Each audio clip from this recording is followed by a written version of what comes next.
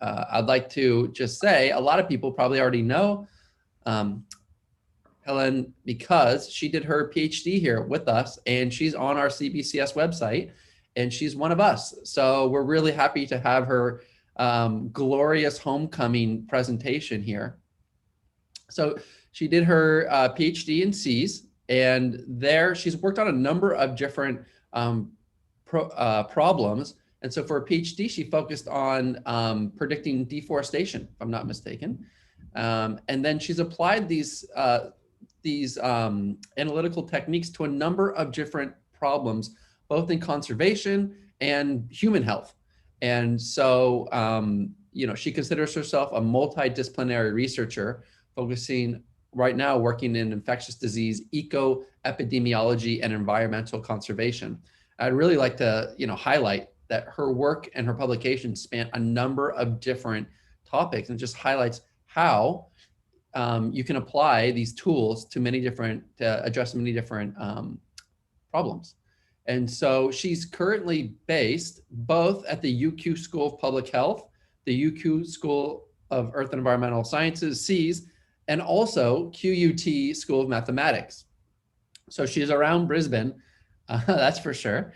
And her focus is on applied studies that help practitioners apply evidence-based decision-making across both fields using a range of machine learning and data modeling techniques.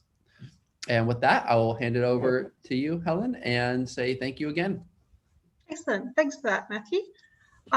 So as I said, my name's Helen. I did do my PhD here in what was then GPEM. I did it remotely though, so most of you will probably know me more from my work here in the last couple of years, working a lot with Martine Marin on biodiversity offsets. But today I'm going to be talking a bit about Bayesian networks, which is just a modelling technique that I use a lot, that I find fun to do. And it's a really nice flexible modelling technique to use across the disciplines, because they can be used in a couple of different ways. So the idea of this talk is to give you guys just a bit of a feel and a bit of a flavour for how this modelling technique works, but also to try and get people to think outside the box a bit more broadly about how maybe techniques from other disciplines could be applied to our discipline of environmental conservation, and how problems that are on different topics are actually a lot similar, more similar than we think. So without ado, so just an overview of what we're going to go through today. I'm going to just give you a bit of an idea about why decision-making in public health and environmental conservation aren't as different as we think, and some of the similarities between the two fields. A bit of an intro just into Bayesian networks, just to give you sort of an idea of how they work and what makes them tick. And then I'm going to give you some examples of two different ways we can apply Bayesian networks. So either data-driven, if we've got monitoring data, or expert-led. So using expert elicitation for when we don't have that monitoring or empirical data that we love to have. So some similarities between public health and environmental conservation. The data is often missing or low quality. So we've got the use of expert local knowledge can help us fill those gaps. Sorry, so I'm just going to adjust this. So for example, in public health and infectious diseases, we often find that generic symptoms can make it really hard to diagnose a problem or a disease. And then across in conservation, we find that monitoring can be difficult for cryptic species. So we don't always get all the information that we want, or we're working with low quality or missing information. Both fields, decisions have to be made before we have all the data. So this presentation was actually initially prepared before COVID. So even things like Ebola, these outbreaks can spread really quickly, and we've got to make quick decisions. And of course, we know that in conservation, we can have species going extinct while we're busy writing our recovery plans, or if our recovery plans are written badly. Now, both of these problems, we also see them in these unpredictable contexts. So it's really good if we can run scenarios to try and get a feel for what might happen under different situations. So here's just some examples of things, election results, government decisions, natural disasters, all these sorts of things are pretty unpredictable. Okay, so this is The next few slides are a little bit dry, so just bear with me. We'll get through them. So this is just a bit about Bayesian networks. Basically, it's just a data modeling technique. They can also fall under machine learning, depending on how you apply them. So, and they use prior evidence to predict the chance of an event occurring. They have this really nice interface that you can interact with to run your different scenarios. And the other nice thing is that you can explicitly represent your relationships between your variables, which is not something you can do with all techniques. And the other nice thing about them is that the structure of the network itself and the probabilities behind it can you learn them from a range of data sources.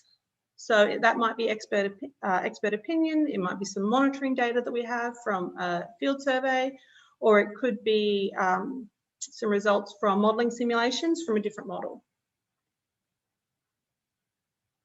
So as an example, say we know that the koala population is affected by the amount of habitat and the disease burden on the population.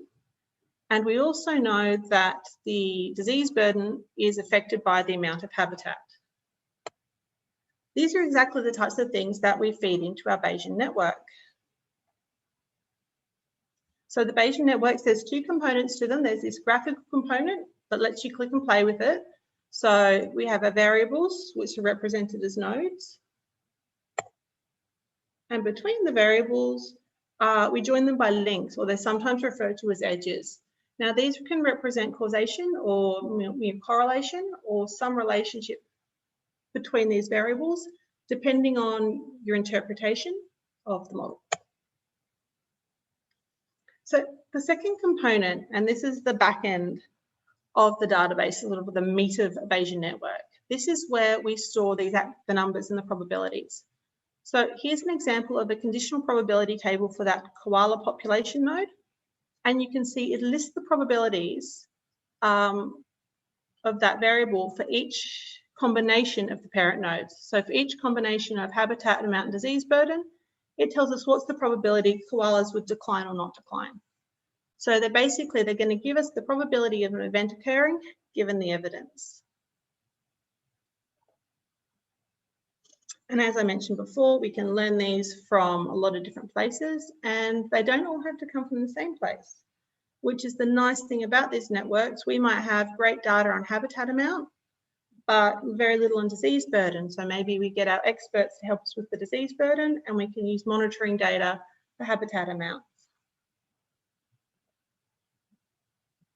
So as I mentioned before, there's two ways we can do these Bayesian networks. We can use our data-driven or our expert-led. So I'm going to go through some examples of both.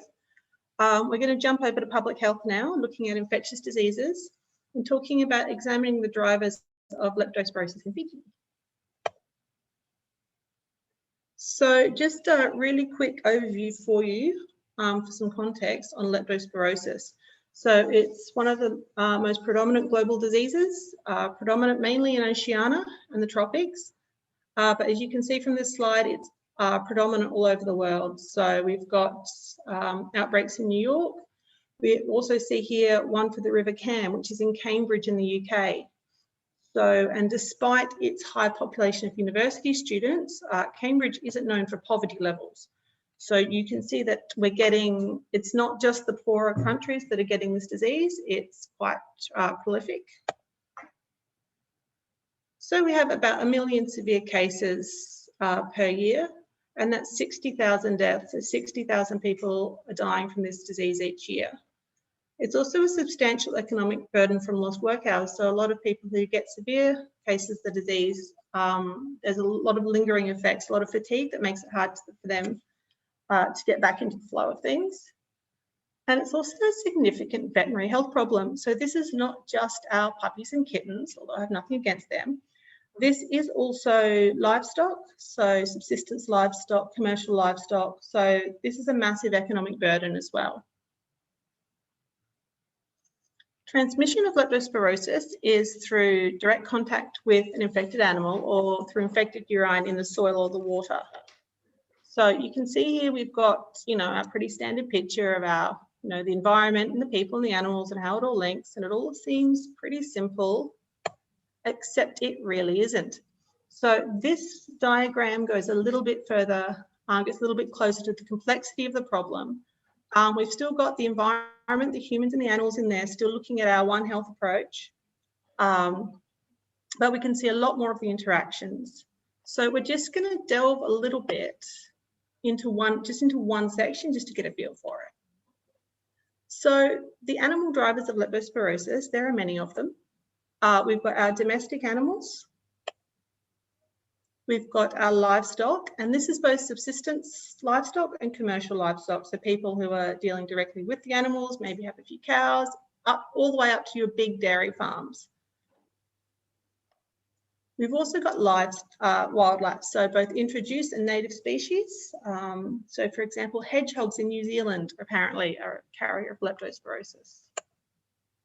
And of course we have Rattus rattus, the black rat, and all his little ratty friends, which often crop up in these sorts of diseases.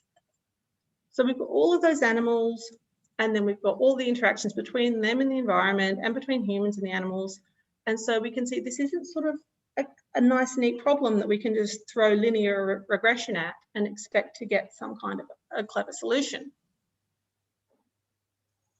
Leptospirosis in Fiji, which is our case study, has got all the usual suspects. So we've got different building structures, we've got different poverty levels, we've got subsistence farming, we've rural education areas, different levels of education, all factoring in to whether or not we have an increased risk of this disease. And here you can see how we put all of these into a Bayesian network. So I'm just going to go through quickly with you how we structured the network in this instance. But even while I'm talking about leptospirosis, I want you to think about the problems that you're dealing with in conservation, and let's sort of have a think about how they might apply just to this technique. So these were our data sources that we had for this particular model. So we had some geospatial data on environmental factors, so elevation, rainfall. We had some survey data of social demographics, so ethnicity, education, things like poverty rates from government surveys. And then we have questionnaire data. So there's a lot of different data that we had access to on a couple of different scales. Now, having all this data was great, but then it sort of too much of a good thing. So we ended up with about 1 billion variables, which doesn't tell us much and makes it difficult to make a parsimonious model. So what we then want to do is narrow these down a bit. To do that, we rank them from the most influential to the least influential, just using a sensitivity analysis, a sensitivity to findings. And then we take out the least influential node, and we run 50 trials. We split our data up, we randomize it, we test it, and then we do that again with a different set of random subset of our data. And then we take out the next variable and we do the same, each time taking out one variable and retesting our model for the area under the curve and true school statistic, which is just metrics. And we keep taking all our models out until we have no variables out, until we have no variables left. But we do have this fantastic plot that you don't really need to understand. All you need to know is that what it does is it tells us when we can stop taking variables out before it affects model performance. So in this instance, that left us with these variables. And the nice thing about Bayesian networks is that we can add variables back in. So in this case, we added back in pigs and village and dairy farm density because we wanted to be able to run scenarios on them. So we can throw back in our variables of interest. So this is the structure of the Bayesian network we used in this instance. Now, for those eagle-eyed amongst you who will have noticed that actually the arrows are pointing the wrong way here. So this makes it look, from what I've said before, that above average chance of seroprevalence of this disease infection is going to cause you to have pigs in your village, which doesn't make a lot of sense. The reason that we do this is it's sort of mathematically equivalent, but if we had all those arrows pointing all towards that target node, so all pointing towards above average seroprevalence, that conditional probability table that I showed you earlier would be massive, because it would need to have data for every single combination of all of those variables, and that would be huge and unwieldy. So we can flip those arrows around just to help us parameterize our model properly and make sure that, you know, we've got enough data to fill the gaps.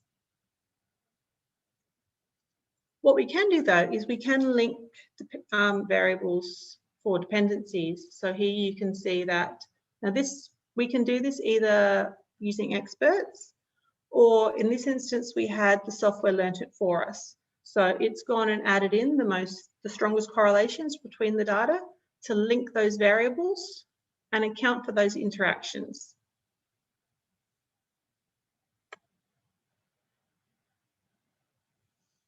The next design step we come across with the Bayesian networks, and this is becoming less of a necessity now that we've got some new software. So the Genie software will let you have a distribution of your data so you can have continuous variables.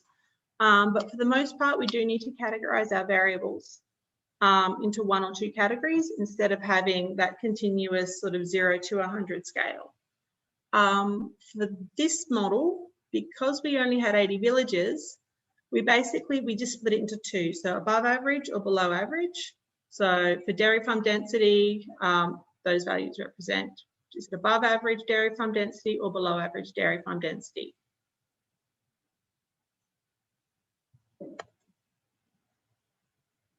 Okay, so that is the sort of dull bit over.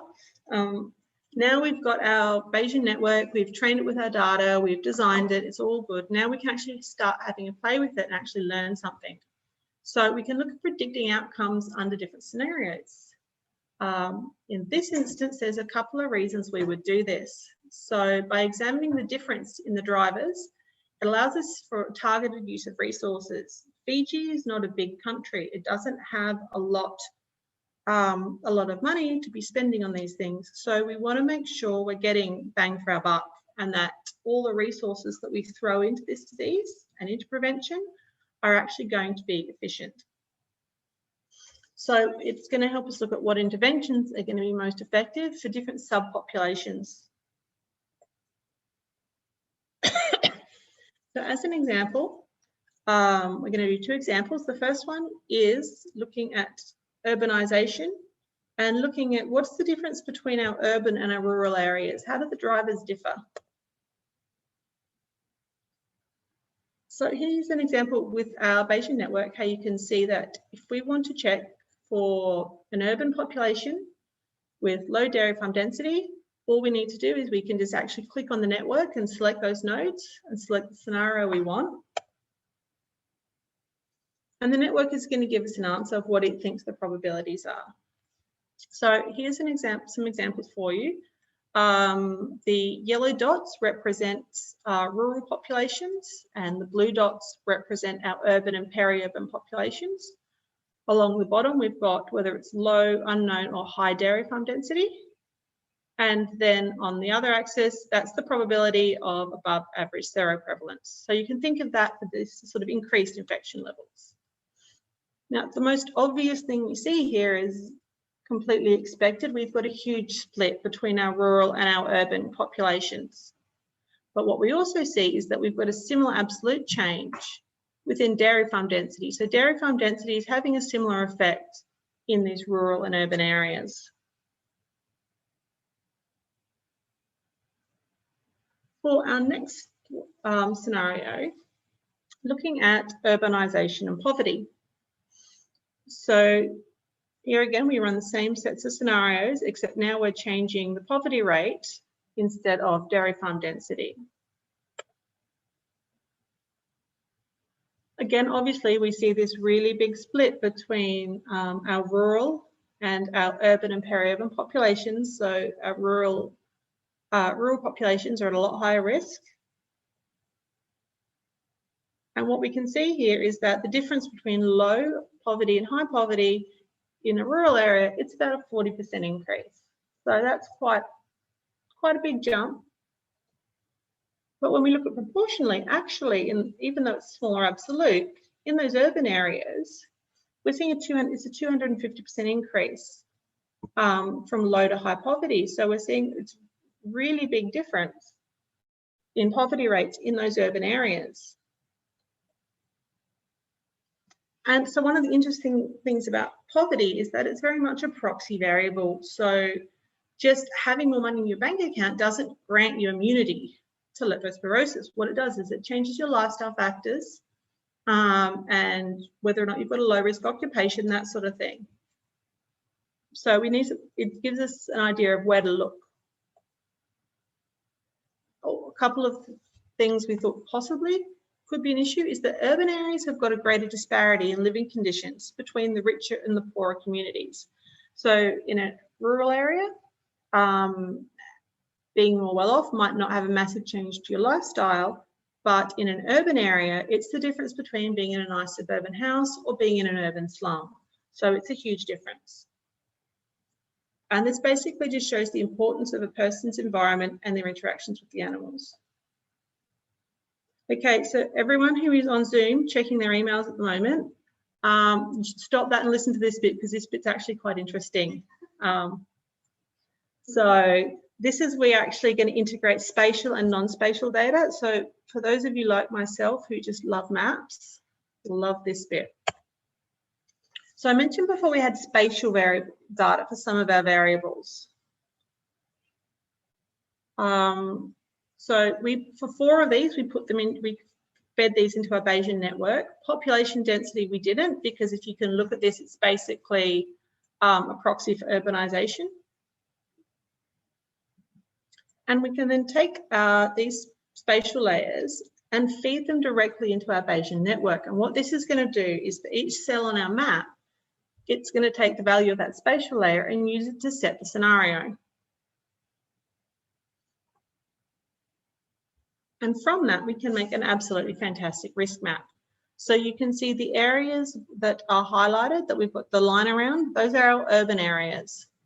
So when you look at it like this, you can really see the difference between those rural and urban areas. And you can also see the difference within those rural areas. So some of them are a lot higher risk than others.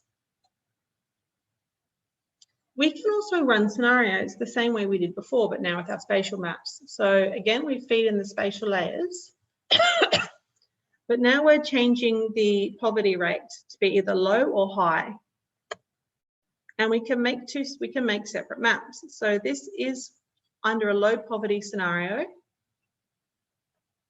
And this is under a high poverty scenario. So you can see what the differences might be between those 2 maps.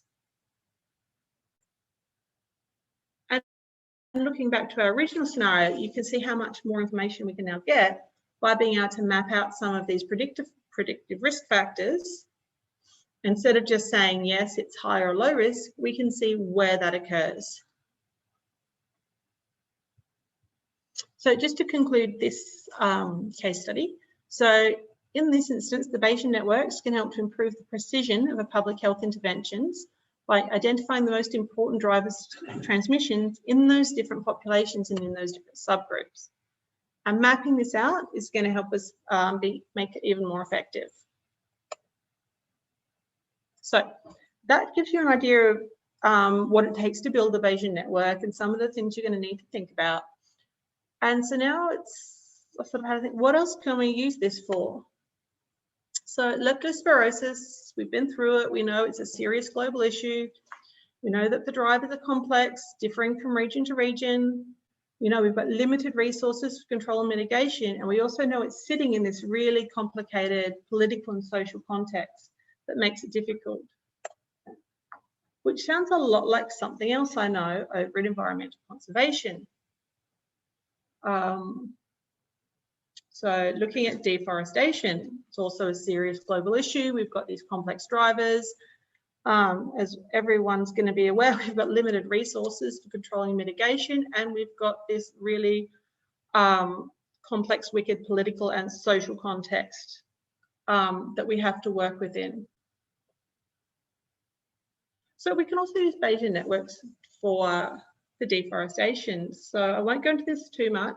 The Bayesian Networks are only a small part of this paper. But it was a similar thing, but this one used freely available data, so we didn't have to go collect it ourselves. Part of this point was to evaluate how good these data sets are. And you can put those same variables into a Bayesian network. So this is just the actual network had a lot more factors, but say just slope, elevation, and distance to the edge of forest. If you've got enough data, you can use that to predict where deforestation might occur. And here you can see a map. The left is the predictions from the network, and you can see that actually it wasn't too far off the real fit values. So that's all really nice if we've got lots of data, but sometimes, as you know, that we don't have a lot of data. And in this instance, we can fall back to our expert elicitation. So this is some work I'm doing over with Kate Helmstedt over at QUT, looking at what is the effect of policy instrument interactions on farmer adoption of eco-friendly practices in the Great Barrier Reef catchment area, which is a bit of a mouthful, I know. So it's basically, we're just looking at the different government policies that are applied to Barrier Reef, trying to get farmers to adopt these eco-friendly farming practices and looking at the context that that sits within. We also want to explore the interactions between these different policy instruments. So between setting up a law or regulation and a financial incentive like a grant or credit schemes. Also looking at extension, so outreach to the farmers. And then we want to explore the social factors that are going to affect the impact of an instrument. Are there any instances where actually it doesn't matter if you regulate something, because if people can't afford to do it or people don't want to do it, they still won't do it. So looking at all of those sorts of things. So this one is a truly interdisciplinary project. We have 2 experts from each field. So we've got some legal and regulation experts, finance experts, teams on governance. We've got a really cool team looking at the maths and modelling. And of course, we've got our social and behavioural sciences. So Ange Dean, who a lot of you might know, she's helping us work on that section. And it's looking at all of these factors and how they all come into play to affect whether or not a farmer is actually going to adopt the eco-friendly farming practices that we would like them to. So it follows designing the network follows a really similar process to the other ones that we've just been through, except we've got 2 key differences here. So this is now an expert-led process rather than a data-driven process. So we're going to have, so it's more about developing the influence diagrams, and we've got to decide on the structure for ourselves rather than having it machine learned. So the scope for this project was farmers in the Barrier Reef catchment area who have not already adopted the practice, but potentially could, within the next 5 years. So we're looking at people who have got the right setup, they've got the right farm, you know, if it's riparian revegetation, they actually have a riparian zone. And how can we encourage these people to make the land management decisions that we want them to? The conceptual model for this, which I'll show you in a minute, took a lot of discussion. First, we developed a skeleton model, which was designed by the full team, so experts from every field, and then it was split up into those interdisciplinary sections. So we had our regulations team working on the regulations section, our finance team working on the finance section, all working together, then all coming back together again several times, a lot of times actually, till we had a conceptual model we liked. Then the next step was one-on-one stakeholder acceptance meetings. And this was actually, it's because it's expert elicited, we've got to be able to validate it. The model has to be accepted or it's not going to be fit for purpose. So this was taking the model basically on the road. We took it to offices of the Great Barrier Reef. We took it to people who work in extension, actually work with farmers, cane farmers, graziers, and actually showing it to people who work in the industry and saying, what do you think of this? What have we missed? Tell us. And from that, we got some really great feedback about some of the practical implications we've done, some of the things we've missed. We'd made some quite academic assumptions about things like education level that proved to be untrue, whereas, you know, people who work with the farmers every day can come and correct you on those sorts of things.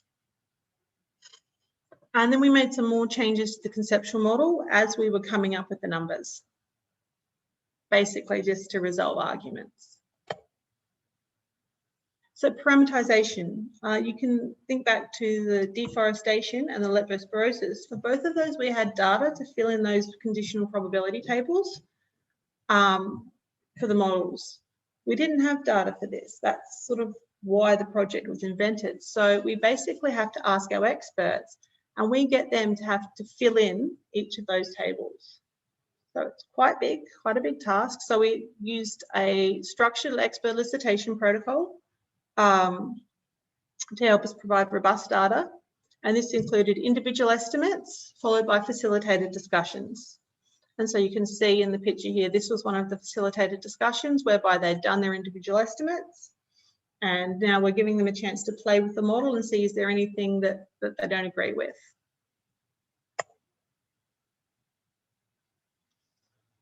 The other thing we can do is, so we were also defining scenarios. Now we're defining them in terms of policy instruments, practice characteristics, and population characteristics. So for our policy instruments, we've got extension, so that's outreach programs, actually going out to farmers and helping them. Governance, behavioural, financial, so things like monitoring costs, credits, adoption grants, and then things about different regulations, how easy it is to comply with the regulation, what's the enforcement frequency, what's the cost of the penalty. So these are all the sorts of things, how we define each of our policy instruments. And it's not a big jump to see how some of these could actually be public health. So for extension or outreach, we have things like information nights or home visits for new mothers. We've got financial instruments, so taxes on soft drink or tobacco, free flu vaccinations. Regulations becoming a much bigger one in our current climate, so things like no vax, no play. We've got lockdowns, mandatory masks, and these are all sorts of things that behaviour changes we'd like people to make. Now, so the second part of our scenarios is defining the actual practice that we want people to adopt, and what are the factors with this practice that might change how people respond to our regulations.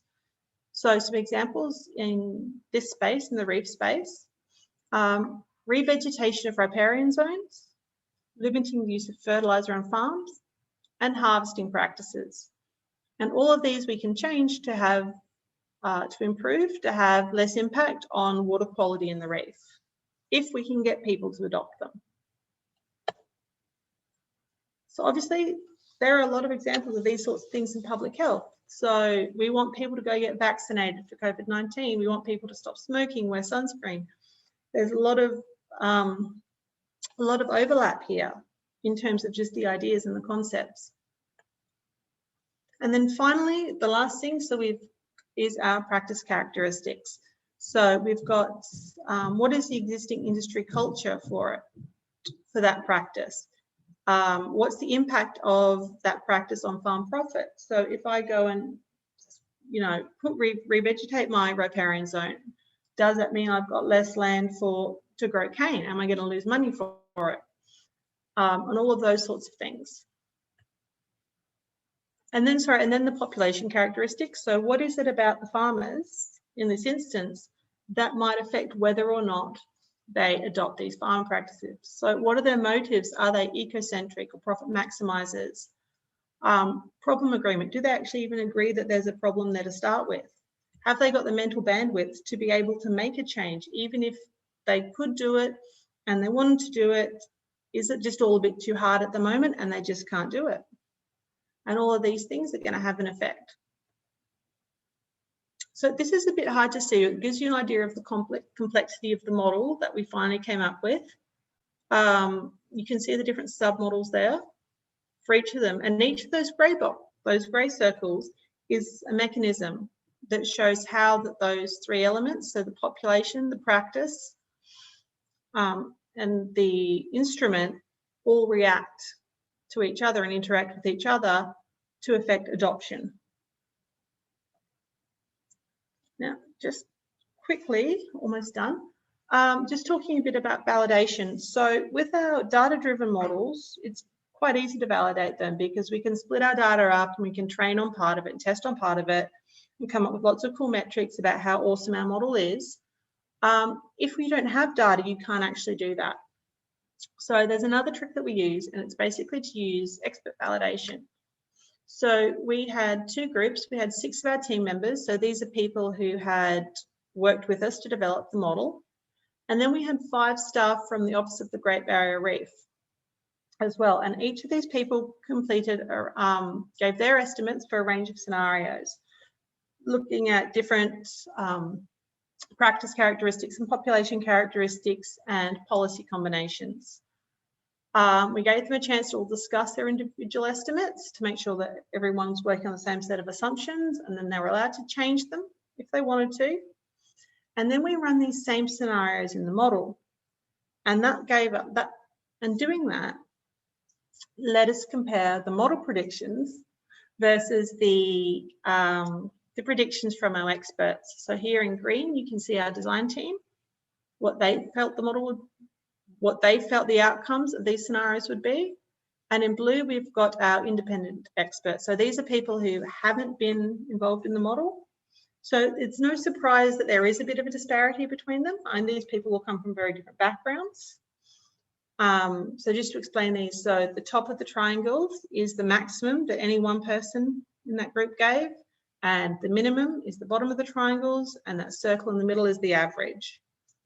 So the nice take-home message from this plot is actually that the model that we developed is able to distinguish between these scenarios. And you can see we're getting that same general trend. So in this case, we can say, well, while it's not specifically designed to tell the difference between sort of a 62% or a 63% chance of adoption, we can see that the system is behaving as expected. So in conclusion, Bayesian Networks, they're a flexible modelling tool that's well suited to the complexity and uncertainty in both public health and conservation science domains.